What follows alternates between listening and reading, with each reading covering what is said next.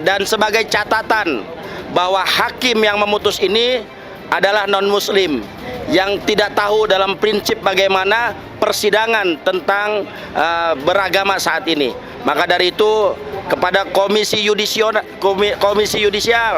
ya yang sudah disurati oleh penasehat hukum ya, mereka tidak bergeming ya, mereka tetap menjadikan hakim ini menjadi hakim ketua.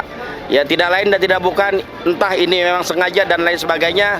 Kami berharap andaikan memang di dunia ini kami kalah, kami berharap kami akan tuntut di akhirat nanti, dan pengadilan akhirat adalah pengadilan yang seadil-adilnya.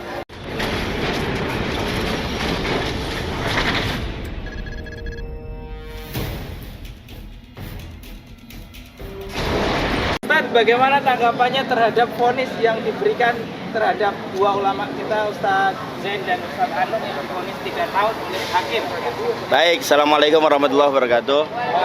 Hari ini kita menyaksikan satu persidangan yang memang sangat melukai hati umat ya. Melukai umat Islam, di mana dalam sidang ini dua ustadz kita divonis 3 tahun, yaitu Ustadz Naja dengan Dr. Hanum, yang menurut kami tidak layak beliau ini divonis, bahkan untuk dipenjara pun tidak layak ya, karena tugas beliau sehari-hari adalah mencetak para dai-dai ya, untuk bagaimana menyelamatkan bangsa dan negara serta generasi muda daripada kehancuran. Ya, saat ini jelas dengan vonis 3 tahun untuk kedua ustadz kita ini, ditambah lagi nanti sekitar jam 2 akan sidang untuk Ustadz Farid Okbah ya. Ini menjadi satu catatan buat umat Islam, perlunya kita bersatu, perlunya kita kompak satu sama lain, perlunya kita saling bahu-membahu ya, hilangkan perbedaan-perbedaan yang tidak terlalu prinsip. Maka kita harus bersatu untuk menyelamatkan para ulama-ulama yang istiqomah ya, yang dalam ya kungkungan daripada rezim saat ini ya. Hentikan kriminalisasi terhadap ulama-ulama kami, karena ini akan memantik satu kemarahan daripada umat Islam, dan kita tidak mau hal itu terjadi. Ini sudah berulang kali kita ingatkan kepada pemerintah, kita ingatkan kepada aparat semuanya bahwa darah ulama itu beracun, darah ulama itu berbahaya. Sekali lagi, ketika kalian berani untuk mengkriminalisasi, untuk menzalimi ulama, maka dengan secepat itu nanti Allah akan balas daripada keburukan-keburukan yang kalian lakukan ya.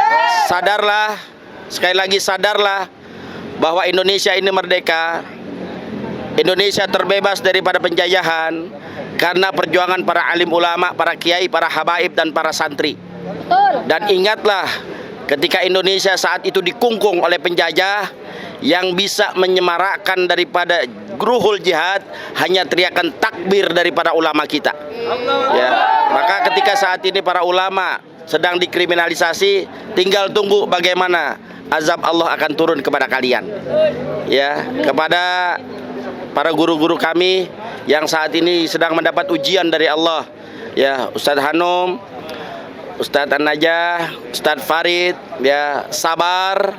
Insya Allah kemenangan akan berada pada pihak kita. Amin. Dan insya Allah Indonesia akan menjadi negara yang baldatun thayyibatun warabun ghafur. Ya, ini saja ya. Sekali lagi, ini satu persidangan yang menurut kami miris ya. Dalam vonis tadi 3 tahun untuk Dr. Hanum, itu ada 2 hakim yang berbeda opiniannya.